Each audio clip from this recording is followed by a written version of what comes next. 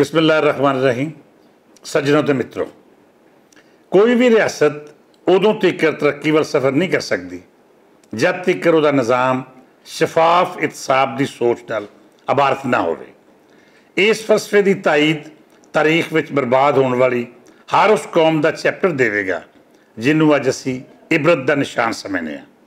जिस कौम ने इंसाफ ते अदल की राह अपनाई, तारीख ने उन्होंने अजिही जिंदगी दी कि वह दूजिया लिए मिसाल बन गई। अज दियां तरक्की याफ्ता कौमां तरक्की की पौड़ी इंसाफ, इतसाब ते जज़ाओ सज़ा की ताकत नाल ही चढ़दियां ने। मैं समझना कि जिस मुआशरे में जज़ा ते सज़ा के फैसले करने वाले कान वरतन लग पैन, फिर वह मुआशरा बदतरीज जवाल का शिकार होंदा बर्बादी की नज़र हो जाता है। असी अपने मुआशरे का जायजा लईए तो सानू जिथे दूजे शोबे जवाल पजीर नज़र आते हैं, उत्थे ही सब तो वध अलमीए उन्होंने इदारियां लिखे जिन्हों का काम आम आदमी नू इंसाफ देना तो रियासती मफादात का तहफ़ुज़ करना सी। आम आदमी की राय वेखीए तो वह अज भी यो कहता है कि पुलिस का महकमा मुजरम नू तहफ़ुज़ देने लई ते एंटी करप्शन बदनवानी के दफा लई बनाए गए सरकारी इदारे ने। मजीद अगे वध के वेखीए तो एक कौड़ा सच साढ़े सामने सप वांगर फन फैला के आन खलोंदा है कि नैब का इदारा भी तो अपनी इज्जत ते मान बचाने में कामयाब नहीं रहा।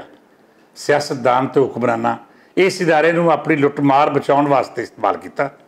तो जे सच्ची पुछो तो इस इदारे माजी में ताकतवर तबके की उस लौंडी का किरदार निभाया जिन्हें अपने आकां की ख्वाहिश पूरी करने लई अपनी इज्जत तक निछावर कर दी ते बार बार की।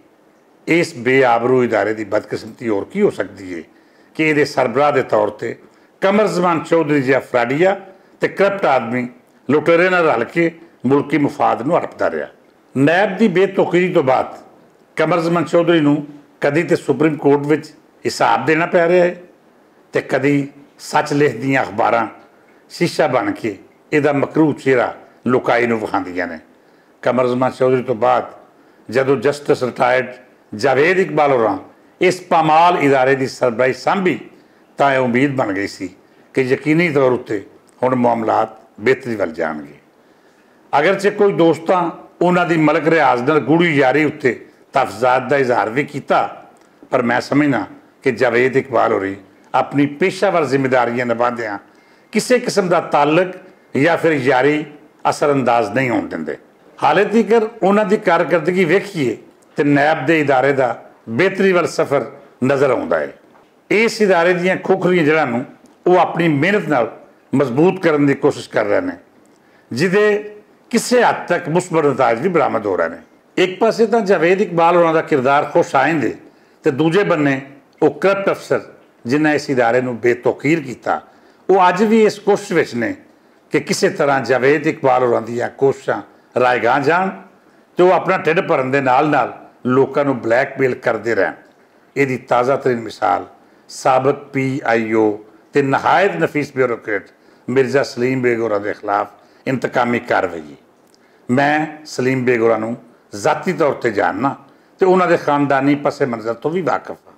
सलीम बेग नहायत शरीफो नफस तो ईमानदार अफसर है। वो आराम का लुकमा खान का कायल नहीं, ना ही वो बारे कोई ये कह सकता है कि उन्हें कभी अपने किसी संगी या दोस्त लिए सरकारी वसाइल का नाजायज़ इस्तेमाल किया। हुण जद उन्होंने खालसतर मैरिट उत्ते चेयरमैन पैमरा लिए शार्टलिस्ट किया गया तो इसे करप्ट माफिया नूं वो इनकुआरी याद आ गई जिहदे विच सलीम बेग होरां नूं क्लीन चिट दी जा चुकी सी। नैब के कुछ अफसर उन्हां दे खिलाफ अजिही कार्रवाई का सिलसिला शुरू किया है जिहदा कोई तुक ही नहीं बनता। मैं समझदा कि चेयरमैन नैब जावेद इकबाल होरां नूं खास तौर पर इस केस वाल ज़ाती तौर पर तवज्जो देनी चाहिए।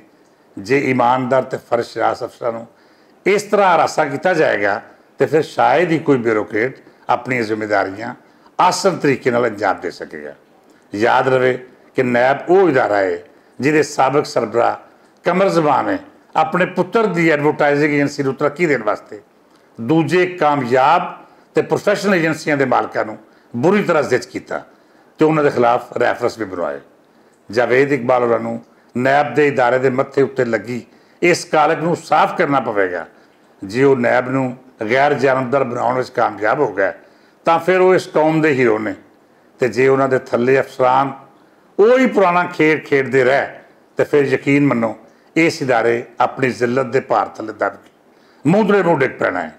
ਇਸ ਇਦਾਰੇ ਨੂੰ ਡਿੱਗਣ ਤੋਂ ਬਚਾਉਣਾ ਹੈ ਤੇ ਇਹਦੀ ਇੱਜ਼ਤ ਬਹਾਲ ਕਰਨਾ ਜਾਵੇਦ ਇਕਬਾਲ ਹੋਰਾਂ ਦਾ ਫਰਜ਼ ਵੀ ਹੈ ਤੇ ਮਨਸਬ ਵੀ। ਹੁਣ ਵੇਖਣਾ ਇਹ ਵੇ ਕਿ ਉਹ ਆਪਣਾ ਫਰਜ਼ ਕਿਸ ਹੱਦ ਤੱਕ ਨਿਭਾਉਂਦੇ ਨੇ ਤੇ ਮਨਸਬ ਨਾਲ ਕਿੰਨਾ ਕੁ ਇਨਸਾਫ ਕਰਦੇ ਨੇ। ਇਜਾਜ਼ਤ ਦਿਓ, ਅੱਲਾ ਬੇਲੀ।